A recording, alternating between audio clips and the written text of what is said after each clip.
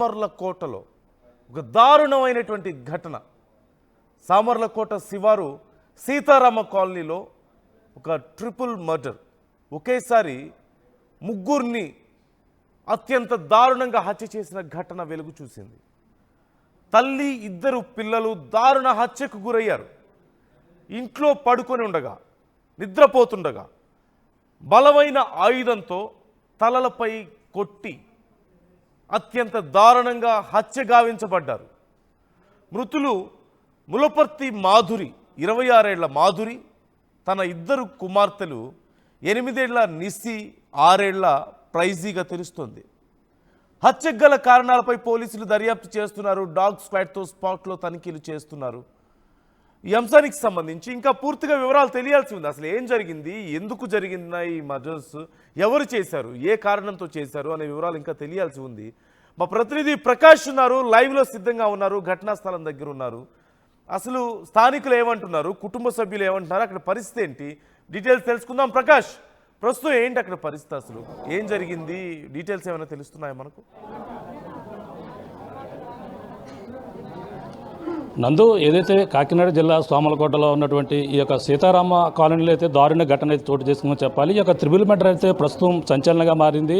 ఏదైతే తల్లితో పాటు తన ఇద్దరి కుమార్తెలను కూడా అతి దారుణంగా చంపి తలపైన బలంగా కొట్టి చంపినట్టుగా ఇక్కడైతే పోలీసులు అయితే ప్రాథమిక నిర్ధారణకు అయితే రావడం జరిగింది. ఈ యొక్క హత్య ఏ విధంగా జరిగింది, త్రిబుల్ మర్డర్ ఏ విధంగా జరిగిందనే కోణంలో కూడా పోలీసులు అయితే దర్యాప్తు చేస్తున్నారు. అంటే ప్రధానంగా ఇప్పుడైతే మనం చూడొచ్చు, ఏదైతే సీతారామ కాలనీలో ప్రస్తుతం ఉన్నాం, ఇదే ప్రాంతంలో అయితే ప్రస్తుతం ఎందుకు మర్డర్ జరిగిందనే కోణంలో పోలీసులు అయితే ఇన్వెస్టిగేషన్ చేస్తున్నారు. అలాగే కాకినాడ జిల్లా ఎస్పీ బిందు మాధవ్ కూడా ఇప్పుడు సంఘటన స్థలానికి అయితే చేరుకున్నటువంటి పరిస్థితి ప్రస్తుతం మనం చూడొచ్చు. ఇదే కాలనీలో ఇప్పుడు ఇక్కడ సంఘటన జరిగిన ప్రదేశంలో ఉన్నాము. అందరూ కూడా చుట్టుపక్కల ఉన్నటువంటి స్థానికులు అందరూ కూడా ఇక్కడ ఏం జరిగిందో తెలియక అందరూ కూడా ఇక్కడ మొత్తం కుటుంబ సభ్యులు ఎవరైతే ఉన్నారో దానికి సంబంధించిన కుటుంబ సభ్యులు అందరూ కూడా ఇక్కడ చేరుకున్నారు, కన్నీరు మున్నీరుగా విలిపిస్తున్నారు. అసలు ఏం జరిగిందనే కోణమే కూడా పోలీసులు అయితే దర్యాప్తు అయితే కొనసాగుతున్నటువంటి పరిస్థితి కనబడుతుంది.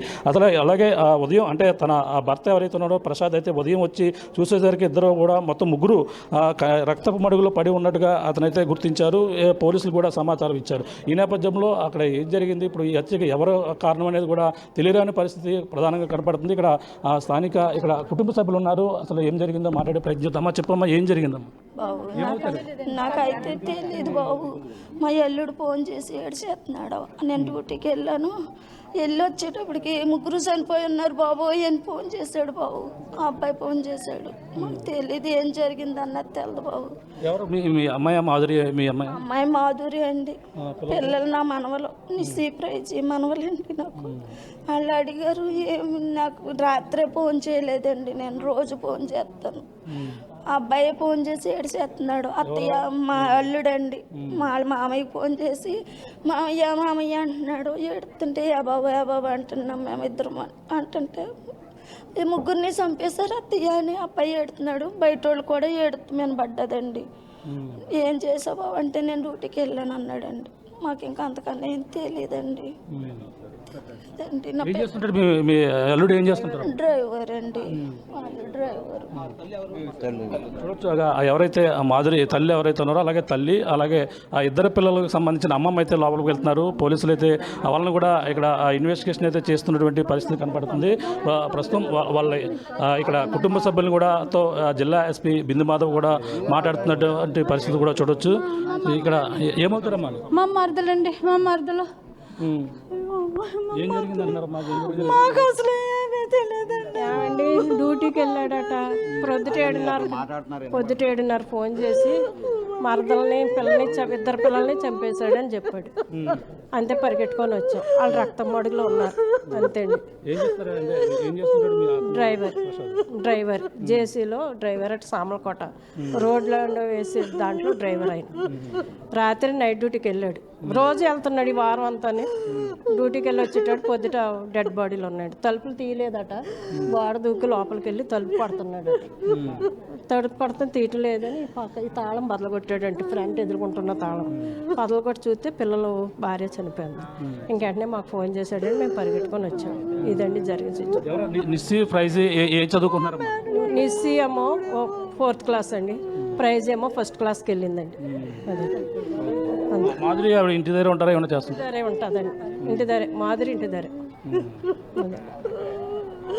ఎవరికైనా కక్షలు ఇంటి పక్కల గొడవలు ఎటువంటి ఏమీ లేవండి అసలు. ఎవరు గొడవ తేరండి. తమ్ముడు కానీ భార్య కానీ ఎవరు గొడవ తేరు. కుటుంబం సమేతంగా అయితే వాళ్ళు ఉంటారండి. అంతే. ఎవరు గొడవ తేరండి. అంటే ఇక్కడ ఎన్నాళ్ళ నుంచి ఉన్నారు ఈ కాలనీలోని వీళ్ళు? ఇదే సొంత ఇల్లమ్మా? సొంత ఇల్లు అక్కడ కూడా ఉందండి. బ్రౌన్పేట అండి మా అమ్మగారు ఉండేది. ఇది మాదే. మా తమ్ముడికి ఉండటానికి ఇచ్చేవాడు. మా అమ్మోళ్ళది ఫ్యామిలీ ఇక్కడ ఉంటుందండి. మా ఫ్యామిలీ అక్కడ ఉంటుందండి. మా అమ్మ చెల్లి అదండి. ప్రసాద్ ఒక్కడే ఇక్కడ ఉంటున్నాడు. ప్రసాద్ ఫ్యామిలీ ఇక్కడే ఉంటుంది. ప్రసాద్ మీకు తమ్ముడండి, చిన్న తమ్ముడు. 2 తమ్ముడు. నా తర్వాత ఇది చాలా మిస్టరీగానే కనబడుతుంది. అలాగా ప్రసాద్ ఎవరైతే ఉన్నారో తన భర్త రావడం వచ్చి చూసేసరికి తన అయితే డ్రైవర్గా పనిచేస్తారు. ఆ డ్రైవర్గా ఉదయం డ్యూటీకి వెళ్ళి వచ్చి చూసేసరికి ఇంటి వద్ద రక్తపు మడుగులు అయితే పడి ఉన్నారు. ప్రస్తుతం జిల్లా ఎస్పీ బిందు మాధవ్ కూడా ఇక్కడికి చేరుకున్నారు. సార్తో మాట్లాడదాం. సార్ చెప్పండి, ఏం జరిగింది? మాధురి కదండి, మాధురి గారు అట్లనే వాళ్ళ పిల్లలిద్దరూ చనిపోయి కనిపించారని వాళ్ళ భర్త చెప్తున్నారండి. ఇప్పుడు ఇంకా ఇన్వెస్టిగేషన్ వాళ్ళ ఫ్యామిలీ మెంబర్స్ అయితే ఎవరి మీద అనుమానం లేదని చెప్తున్నారు. ఎవిడెన్స్ గ్యాదర్ చేసి ఇన్వెస్టిగేట్ చేసి వీళ్ళు డిటెక్ట్ అని. అంటే ఎలా ఉన్నాయి మృతదేహాలు, ఏ విధంగా ఉన్నాయి? మూడు డైరెక్షన్స్లో పడున్నాయండి. బ్లంట్ ఇంజరీస్ ఉన్నాయి. ఏదన్నా బ్లంట్ ఆబ్జెక్ట్తో కొట్టినట్టు ఇంజరీస్ ఉన్నాయండి. అంటే తను ఆ భర్తను అదుపులో తీసుకున్నట్టుగా తెలుస్తుంది. ప్రాథమిక నిర్ధారణకి ఏమైనా రావడం జరిగింది? లేదండి, ఇంకా investigation is still going on. ఏదైనా క్లూస్ వచ్చినా కానీ డిటెక్ట్ అయితే వీ విల్ నోటిఫై. మనం చూస్తున్న జిల్లా ఎస్పీ బిందు మాధవ్ అయితే ఇప్పటికైతే ఇక్కడ చేరుకున్నారు. అక్కడ చేరుకుని ఏదైతే అక్కడ ఉన్నటువంటి సంఘటన స్థలాన్ని కూడా పరిశీలించి తిరిగి వెళ్తున్నటువంటి పరిస్థితి చూడొచ్చు. మొత్తం మీద అయితే ఇది చాలా సస్పెక్టెడ్గానే ఉంది, చాలా మిస్టరీగా ఉన్న నేపథ్యంలోనే అక్కడ ఆ సంఘటన స్థలంలో ఉన్నటువంటి మృతదేహాలను కూడా ఒకసారి చూసే ప్రయత్నం అయితే చేద్దాం. ఒకసారి ఆ యొక్క మరి చూడొచ్చు. ఇదే ఆ ఇల్లు ఏదైతే ఇంటికి రావడం, అలాగే మాధురితో పాటు అలాగే నిస్సి ఫ్రైజీ కూడా ఇక్కడ ఇదే ప్రాంతంలో, ఇప్పుడు పోలీసులు ఉన్నటువంటి ప్రాంతంలో ఏదైతే ఉందో ఇక్కడ లోపల భాగాన్ని కూడా చూసే ప్రయత్నం అయితే చేస్తాం. మొత్తం ఇప్పటికే అక్కడ ఉన్నటువంటి వస్తువులతో పాటు అక్కడ దొరికినటువంటి కొన్ని ఆధారాలు కూడా పోలీసులు అయితే తీసుకున్నటువంటి పరిస్థితి ఉంది. ఆ కుటుంబ సభ్యులు అంటే మనం చూస్తున్నాం ఇదే ఇంటంటే అతను ప్రసాద్ ఎవరైతే ఉన్నారో తన తండ్రి నిస్సి అలాగే ఫ్రైజీ సంబంధించినటువంటి తండ్రి ప్రసాద్ అయితే ఉదయం డ్యూటీకి వెళ్ళి రాగానే ఇక్కడ తలుపులు వేసి ఉన్నాయి, లోపలికి వెళ్ళి అటుగా గోడ దూకి వెళ్ళానని కూడా ఆ పోలీసులకు అయితే చెప్పారు. కానీ ప్రస్తుతం అయితే అతను అయితే అదుపులో తీసుకున్నటువంటి పరిస్థితి ఉంది. అతను కూడా విచారిస్తున్నారు. అలాగే మాధురి ఇంటి వద్ద ఉంటుంది. తన ఎవరైతే నిస్సి వాళ్ళు కూడా ఇద్దరిని కూడా చూసుకుంటూ ఇంటి వద్ద ఉన్నటువంటి పరిస్థితి ఉంది. అలాగా బ్రౌన్పేటలో కూడా ఇలా కుటుంబ సభ్యులకు సంబంధించిన ఇళ్ళు అన్నీ కూడా ఉన్నాయి. కానీ తన ప్రసాదే ఇక్కడే కొంతకాలం నుంచి ఉన్నారని కూడా కుటుంబ సభ్యులు అయితే చెప్పుకొస్తున్నటువంటి పరిస్థితి ఉంది. ఇక్కడ అసలు ఏం జరిగిందో రాత్రి సమయంలో జరిగి ఉండే అనుమానం ఉందని కూడా పోలీసులు చెప్పుకొస్తున్నారు. అదే ఉదయం వచ్చి చూసేసరికి ఈ యొక్క మృతదేహాలన్నీ కూడా రక్తపు మడిలో పడి ఉన్నాయని కూడా చెప్పుకొస్తున్నటువంటి పరిస్థితి మనం చూడొచ్చు. చుట్టుపక్కల స్థానికులు ఇక్కడ ఏం జరిగిందో తెలియని పరిస్థితుల్లో అందరూ కూడా ఇక్కడ అందరూ కూడా చూస్తున్నటువంటి పరిస్థితి. ఎక్కడేనండి మీది? లోకలైనా మీది? లోకలైనా ఎక్కడైనా? ఇప్పుడు జరిగింది అంటున్నారండి? ఏం తెలియదండి, మాకు తెలియదండి. ఇప్పుడే మేము తెలుసు కాబట్టి వచ్చామండి. ఇప్పుడు అంటే ఈ సంఘటన ఇక్కడ జరిగిందని ఎప్పుడు అతను ప్రసాద్ వచ్చి ఎప్పుడు తెలిసిందండి మొత్తం మీకు పేటలో ఉన్న వాళ్ళందరికీ? లేదండి, మాకు ఇప్పుడు మేము ఓ దిక్కెళ్ళామండి. అక్కడికి వెళ్ళాక ఇలా జరిగిందని సంగతి, దానికోసం అని వచ్చి ఇక్కడ మాట్లాడుతున్నాం. ఇక్కడ ఆ కుటుంబ సభ్యులందరూ కూడా కన్నీరు మున్నీరుగా వెళ్ళిపిస్తున్నారు. ఇక్కడ చూడొచ్చు ఎవరైతే మాధురికి సంబంధించినటువంటి కుటుంబ సభ్యులు చెల్లి ఉంది మాట్లాడే ప్రయత్నం. ఏం చెప్పాం, ఏం జరిగిందమ్మా?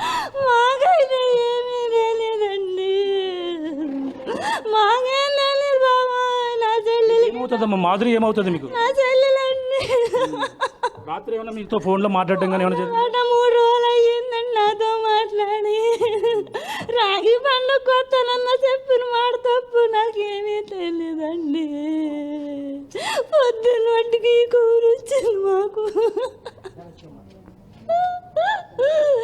రాగి పండుగ కూతురు రంగవాణిలు కూడా ఉన్నారు. నన్ను ఫ్రైజీ ఏం చదువుకుంటున్నారమ్మా? ఫ్రైజీ 1st class, Nissi 3rd class. మీరేమవుతారండి? నేను మాధురి అన్నాను. మాధురి అని సొంత అన్నయ్యనా?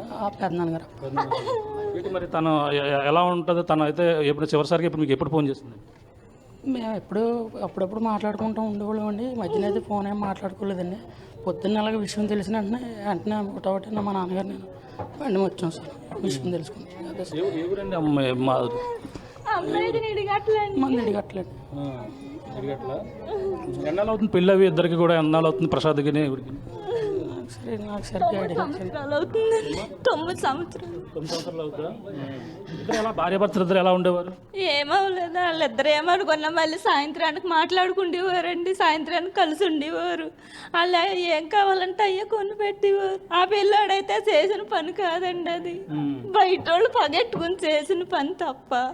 ఆ పిల్లాడు కొట్టినా కానీ మళ్ళీ సందాలుగా మాట్లాడుకునేవారు. మరి పిల్లలు అంటే పెద్దల మీద ఏదో చేశారు, పిల్లల్లో ఏం చేశారు? పిల్లల్ని కూడా అంతే దారుణంగా చంపడం. ఏమోనండి, మరి మాకేం తెలుసండి.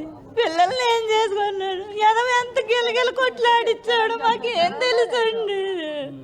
గిలగిల కొట్లాడు ఎంత ఇదండి పిల్లల్ని కూడా చంపడం అది కదండి, మరి చూస్తే చెప్తారు కదండి, అందుకని చంపేకుంటాడండి మా ఇద్దరు. ఎంత కట్టుకేదండి నా పిల్లలు. ఎవరితో గొడవ ఏమన్నా తెలిసిందమ్మా? ఏమీ గొడవలు మేనత్తను అవుతానండి. గానుగూడి ఉండి కోరుకోండి. అప్పుడప్పుడు ఫోన్ చేసి మాట్లాడేదండి మాతోటి. ఈ మధ్యలో ఒక 20 రోజుల నుంచి ఫోన్లు గట్ట ఏం లేవండి, మాకు మాట్లాడతా లేదు. సర్లే ఇంకా అలాగే ఉండిపోయింది. ఇవాళ పొద్దున్న 7 గంటలకి కౌరు వచ్చిందండి, తల్లి ముగ్గురు చచ్చిపోయారని. అంతేనండి. ఇక్కడ మొత్తం అందరూ కూడా అధికారులు కూడా చేరుకున్నారు. చెప్పండి సార్, ఈ ఘటన ఎలా చూడాలి? మీకు ఎటువంటి మీకు దృష్టికి ఏ విధంగా వచ్చిందండి? నా పేరు నూతలపాటి అప్పలకొండ. నేను జిల్లా మానవ హక్కుల సంఘం అధ్యక్షుడు, కాకినాడ జిల్లా అండి. నాది సామర్లకోట అండి. ఇది పొద్దుటే 7 గంటలకి తెలిసిందండి. మాది బ్రౌన్పేట అండి. ఇది సీతారాం కాలనీ అంటారండి. ఈ సంఘటన చూసిన తర్వాత ఇది చాలా దారుణమైన హత్య. ఇది చాలా ఏంటంటే ఇలాంటిది ఎస్సీపేటలో ఎప్పుడూ జరగలేదు. ఇది మరి ఇది కావాలని ఎవరు చేశారో కానీ దీన్ని పూర్తిగా పోలీసు వారు దర్యాప్తు చేసి వారు న్యాయం చేయాలని నేను మానవ హక్కుల సంఘం ద్వారా విజ్ఞప్తి చేస్తున్నాను. ఎందుచేత అంటే ఇంత కొంపల్లో ఇళ్లలో ఉండగానే ఇంత హత్య జరిగిందంటే మరి ఇది చాలా దారుణమైన హత్యగా మేము భావిస్తున్నాం. పోలీసు చిన్నపిల్లలు, 2 పిల్లలు, తల్లి, ఎవరు మగవాళ్ళు ఇంట్లో లేని సమయంలో ఈ హత్య జరగటం చాలా బాధాకర విషయం. వెంటనే పోలీసు వారు స్పందించారు. దర్యాప్తులో కూడా వేగవంతం చేసి ఇది అసలైనటువంటి ముద్దాయిలను పట్టుకుని వాళ్ళకి న్యాయం చేస్తారని నేను విజ్ఞప్తి చేస్తున్నాను. అంటే ప్రసాద్ ఇప్పుడు తనతో కుటుంబ సభ్యులతో ఏమైనా గొడవలు గట్ట ఉన్నట్టుగా ఏమన్నా ఇక్కడ లోపల ఏమన్నా అనుకుంటున్నారండి? ఆ విషయం నాకు తెలియదండి సార్, నాకు తెలియదండి. భార్యాభర్తల విషయం అంటే నాది బ్రౌన్పేట అంటే మరి వీళ్ళ మంచి సెటిల్ అన్నది నాకు అంత అవగాహన లేదండి సార్. అంటే ప్రధానంగా అంటే ఏదన్నా చుట్టుపక్కల వాళ్ళతో గొడవలు ఉన్నా సరే, లేదా బయట వాళ్ళతో గొడవలు ఉన్నా పెద్దలు చూసుకుంటారు. చిన్నపిల్లల ముక్కుపచ్చలారని పసికందులు వాళ్ళు అయితే చదువుకుంటారు. ఒకరికి 6 సంవత్సరాలు, ఒకరికి 7 సంవత్సరాలు. అవును, అది నిజమేండి. ఆ చిన్నపిల్లలకి ఏమో తెలియదు. అంటే ఒకవేళ పెద్దల తల్లితో గొడవ ఉండొచ్చు. ఈ చిన్నపిల్లలతో మరి ఏ విధమైన గొడవ లేకపోయినా సరే వాళ్ళు మరి ఆ తల్లిని చంపేస్తున్నారని పిల్లలు చూసారో ఏమిటో తెలియదు, కానీ ఆ చూసినందువల్ల చంపేసి ఉంటారని నేను అనుకుంటున్నాను. లేకపోతే పిల్లల్ని చంపేయరు కదండి. వాళ్ళు కానీ చూసి గమనించేస్తారనే పిల్లల్ని చంపేసి ఉంటారని కూడా నేను భావిస్తున్నాను. మీరు ఇక్కడేనమ్మా? కాదండి, మాది గణేష్ కాలనీ అండి. మీకేమవుతారు? వాళ్ళకి ఏం దగ్గర కాదండి, మామూలు ఇరుగు పొరుగు వెళ్ళి మా చెల్లెలు ఇల్లు అండి. ఇది అద్దుకుంటున్నారు.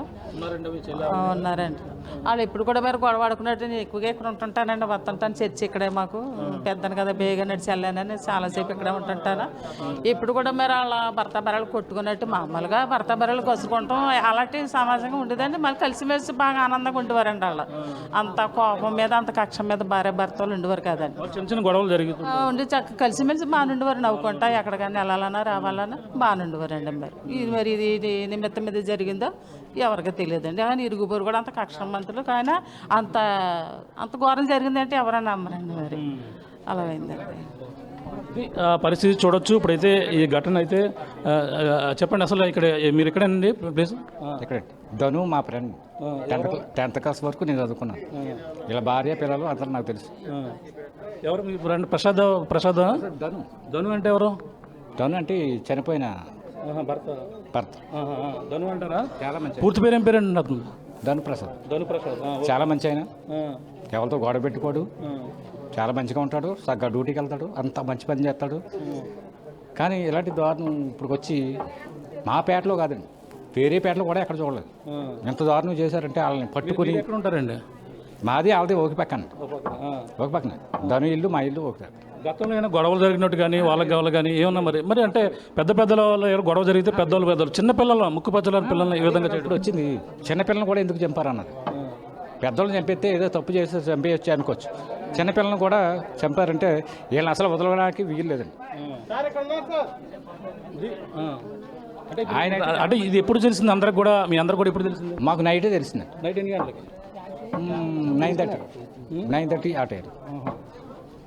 ఆ పరిస్థితి కుటుంబ సభ్యులతో పాటు అలాగే చుట్టుపక్కల ఉన్న వాళ్ళందరూ కూడా అందరూ ఆశ్చర్యానికి అయితే గురవుతున్నారు. అంటే అసలు ఏం జరిగిందనే కోణంలో పోలీసుల పక్కన విచారణ జరుగుతున్నప్పటికీ తన తండ్రి ఎవరైతే ఉన్నారో ప్రసాద్ ఎవరైతే ఉన్నారో ధనుష్ ప్రసాద్ అయితే ప్రస్తుతం పోలీసులు అయితే అదుపులో ఉన్నారు. అంటే తనైతే ఉదయం మొదటగా చూసింది ఆయన కాబట్టి మొదటగా చూసిన నేపథ్యంలోనే ఉదయం పోలీసులకు అయితే సమాచారం ఇచ్చారు. అలా కుటుంబ సభ్యులు కూడా మనం విన్నాం.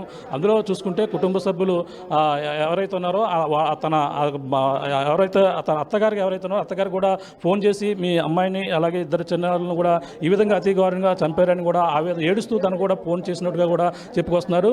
అంటే ఇప్పుడు ఈ యొక్క కోణం మరి ఎవరు చేశారనేది కూడా పూర్తి వివరాలు అయితే తెలియాల్సిన అవసరం అయితే ఉంది. పోలీసులు అయితే ఇప్పుడు సంఘటన స్థానానికి అయితే జిల్లా ఎస్పీ బిందు మాధవ్ కూడా చేరుకుని ఈ కేసుని అయితే విచారణ అయితే చేపడుతున్నటువంటి పరిస్థితి ప్రధానంగా కనపడుతుంది. ఏదేమైనా కాకినాడ జిల్లాలో ఈ యొక్క త్రిబుల్ మర్డర్లు అయితే సంచలనంగా మారినటువంటి పరిస్థితి ఉందంటే పోలీసులు పక్కన ఎవరైతే మాధురి భర్త ఎవరైతే ఉన్నారో ప్రసాద్ అయితే అదుపులో తీసుకుని విచారణ అయితే చేపడుతున్నారు. తన మొదటగా చూసిన తానే కాబట్టి ఇది ఏ విధంగా జరిగిందనే కోణంలో కూడా పోలీసులు అయితే విచారణ చేపడుతున్నప్పటికీ మనం చుట్టుపక్కల వారిని కూడా అడిగాము. ఈ యొక్క ఘటన గతంలో భార్యాభర్తల దగ్గర చిన్న గొడవలు కామనే, కానీ ఇంత స్థాయిలో ఏ విధంగా జరుగుతుంది ముక్కుపచ్చలారు చిన్నపిల్లలని ఇద్దరిని కూడా ఈ విధంగా అతి దారుణంగా తలపై కొట్టి చంపినట్టుగా కూడా పోలీసులు అయితే నిర్ధారణకు అయితే వచ్చారు. ఇప్పుడు ఇక్కడ ఏ విధంగా జరిగిందనే కోణంలో అయితే పోలీసులు అయితే విచారణ అయితే చేపడుతున్నటువంటి పరిస్థితి ప్రధానంగా కనపడుతుంది. నందు. Right, thank you Prakash, thanks for the updates. మొత్తం మీద అక్కడ పరిస్థితి ఎవరికి అర్థం కావడం లేదు. ఏం జరిగింది, ఎందుకు జరిగింది, ఎక్కడ కూడా డాట్స్ మ్యాచ్ అవ్వని పరిస్థితి. హస్బెండ్ పని నుంచి వచ్చి చూసేసరికి తన భార్య ఇద్దరు పిల్లలు చిన్న పిల్లలు అలా విగత జీవులుగా పడి ఉండి రక్తపు మడుగులో పడి ఉన్నారు. ఏం చేయాలో అర్థం కాక తన అత్తమామలకి ఫోన్ చేసి ఇది విషయం అని చెప్పి బోరుమని ఏడుస్తూ తన అత్తమామలకు విషయం చెప్తే వచ్చి చూసేసరికి వాళ్ళు అంతే నిర్ఘాంతపోయారు. కానీ ఎవరు కనీసం అంచనా వేయలేకపోతున్నారు. ఏవైనా పాత కక్షలా లేకపోతే ఇంకేదైనా కారణం ఉందా, ఎవరు ఏది ఒక అంచనాకు కూడా రాలేకపోతున్నారంటే అర్థం చేసుకోవచ్చు పరిస్థితి ఎంత క్లిష్టంగా ఉందో. ఈ నేపథ్యంలో పోలీసులు ఇప్పటికీ కేసు నమోదు చేసుకుని దర్యాప్తు చేస్తున్నారు. ఏం జరిగింది అనే దానికి సంబంధించి వీలైనంత త్వరలో మేము క్లారిటీ ఇస్తామంటూ పోలీసులు చెప్తున్నారు.